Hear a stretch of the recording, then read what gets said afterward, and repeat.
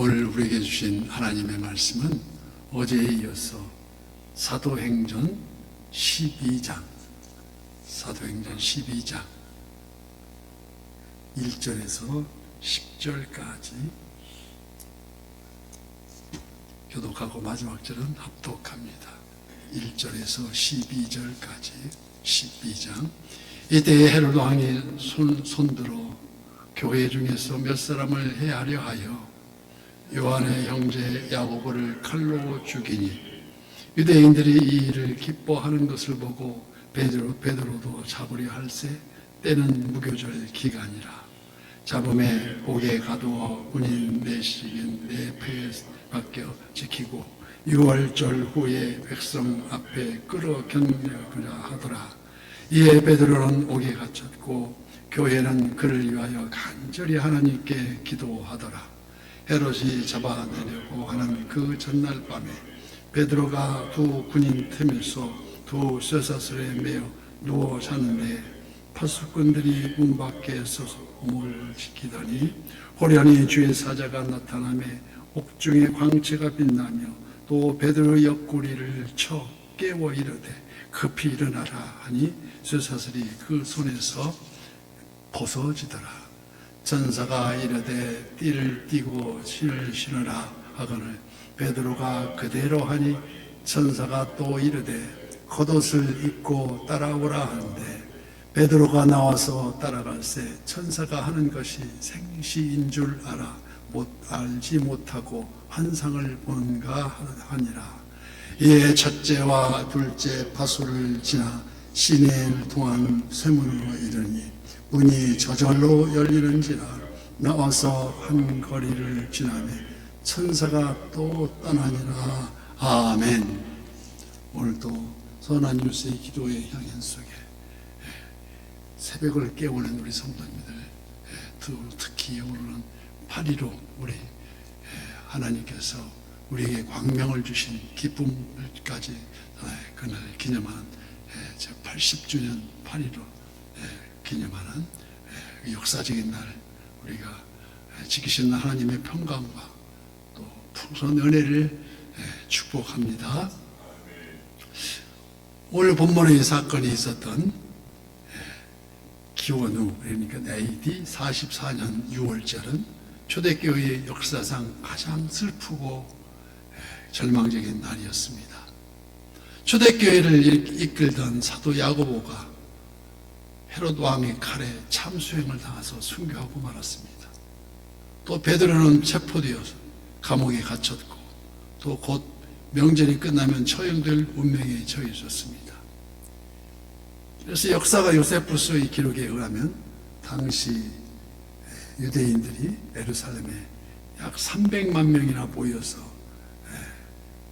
이렇게 행사를 하게 이르렀다는 것인데, 헤어져 있던 가족들이 모이고 성대한 6월절 만찬을 나누는 그 행복한 날, 단지 예수를 믿는다는 그 이유만으로 핍박하는 교회의 모습이 잘 표현되어 있습니다.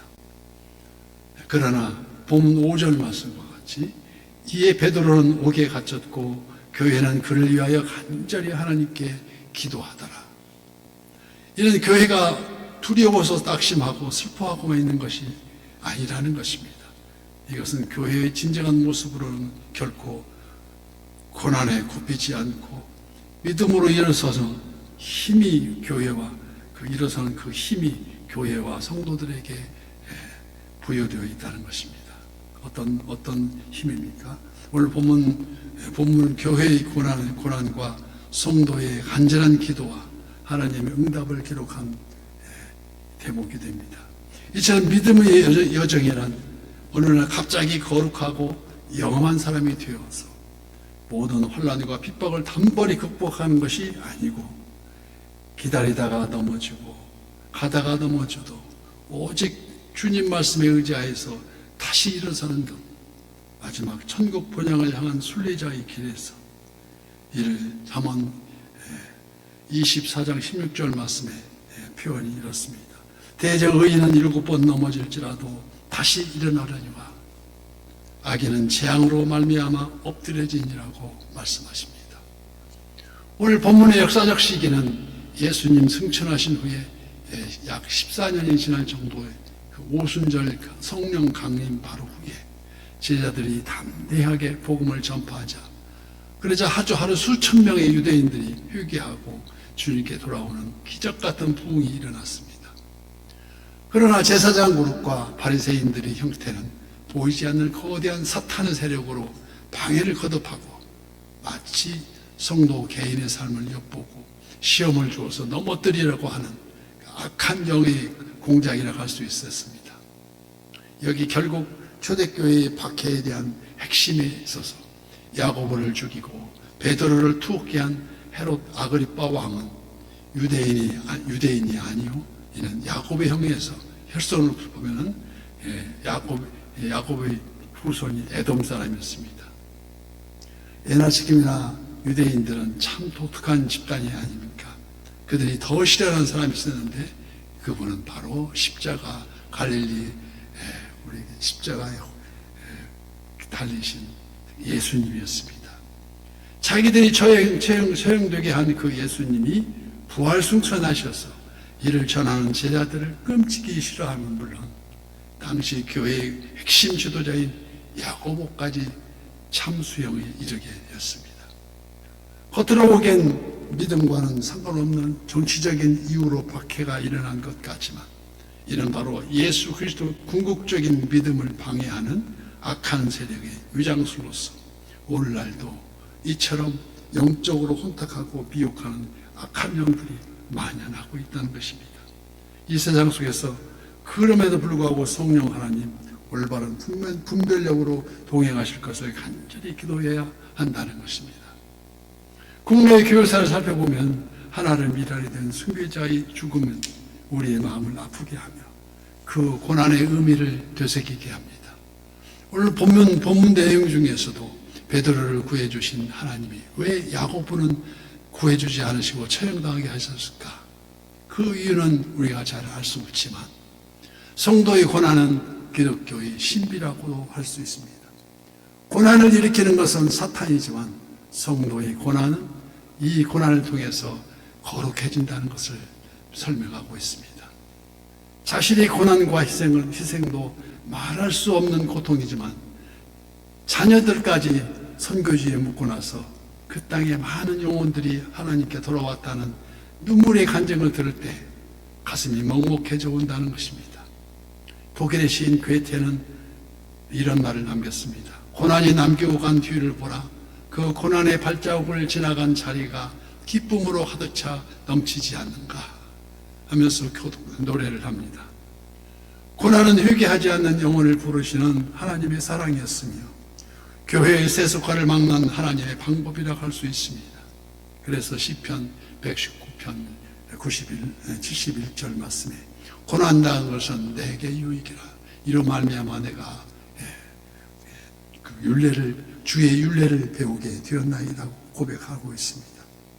이에 간절한 기도를 올렸지만 오늘 본문 6절 말씀 헬롯이 잡아 내리려고 하는 그 전날 밤 그때까지 응답이 없었다는 것입니다.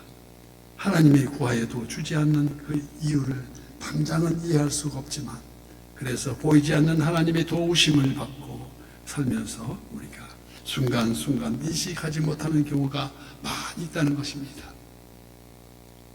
그런데 오늘 본문의 응답처럼 초자연적인 응답도 있습니다. 어떤 응답입니까? 8절 말씀입니다. 천사가 이르되 띠를 띠고 신을 신으라 하거늘 베드로가 그대로 하니 천사가 또 이르되 겉옷을 입고 따라오라 한데 우리 속에서 오셔서 함께 하시는 그 성령 하나님은 결코 우리의 현실과 괴리되어 있지 않고 우리 주님은 오늘 또 우리가 필요로 하는 것이 무엇인지 자세히 알고 계시면서 부지불식간에 도움의 손길을 베푸시다는 것입니다. 우리 장로교에서 중요한 교리 중에 그 장로교 교리 중 하나가 성도의 견인입니다. 무슨 뜻입니까? 성도의 견인. 이는 하나님께서 끝까지 놓지 않으시고 붙들어 주신다는 것입니다. 물론 믿음의 경중에 따라서 차이는 있겠지만 그 이전에 하나님의 섭리에 따라서 합력하여 선을 이루신다는 것이 아니겠습니까? 그 끝까지 붙들어 주심으로 초대교회의 위기와 박해를 오로지 기도함으로 이겨냈다는 기록입니다. 여기 베드로와 바울이 대칭을 이루고 있음을 봅니다. 베드로는 즉시 교회를 위하여서 풀려났지만 바울의 경우 성령의 인도하심을 따라 착고에 채워진 채 로마로 향하게 만듭니다. 이 모두가 이방 복음 전파를 위한 필수 조건들을 채우고 그렇게 있고 그 계심을 우리는 깨달아 알게 됩니다. 교회는 예수 그리스도의 몸으로서 복음 전파를 위한 존재의 이유가 있고 그래서 이를 일컬어서 그러나 너희는 택하신 족속이요 왕같은 제사장들이요 거룩한 나라요 그의 소유된 백성이니 이는 너희를 어두운 데서 불러내어 그의 기이한 빛에 들어가게 하신 이의 아름다운 덕을 선포하게 하려 하심이라. 베드로전서 2장 9절 말씀에 베드로가 말한 말씀입니다. 오늘도 우리는 이를 선포하며 이로써 우리의 고난을 승리를 이끄는 그래야 반드시 선한 이웃에 향한 이 지경이 넓어지는 우리 선한 이웃의 축복과 하나님을 기쁘시게 하는 우리 모두가 되시기를 예수님 이름으로 간절히 축복합니다.